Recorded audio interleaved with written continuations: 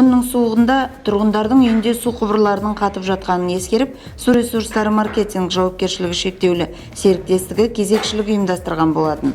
Бүгінде 25 арнайы бригада жұмыс істеп жатыр. Олардың құрамында аудандық су арналары мен пайдалану учаскелерінің қызметкерлері бар. Орталық диспетчерлік қызметіне қоңырау шалып, шағымданушылардың саны әлі де азайып отырған жоқ. Осыны ескеріп, кәсіпорын басшылығы бригадалар санын 45-ке жеткізуді тапсырды. Су ресурстары маркетинг жауапкершілігі шектеулі серіктестігінің бас директорының орынбасары Бекжан Ешімбетов қосымша бригадаларға дилерлік және мердігерлік ұйымдардың мамандары тартылатынын нақтылады. Бригадалар тұрғын үйлер мен нысандарда түнгі 3-ке дейін жұмыс істеуде. Тұтынушылар сусыз қалмау үшін барлық шаралар қаралады. Көп тұрғындар мамандардың жұмысына алғысын айтып та хабарласып жатыр.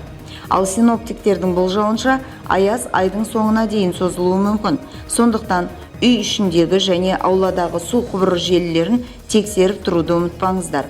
Ашық жатқан су құбырлары мен есептегіші бар тораптарды орап қойыңыздар. Түнгі уақытта су айналымы тоқтамас үшін кранды аздап ашып қойғанда дұрыс.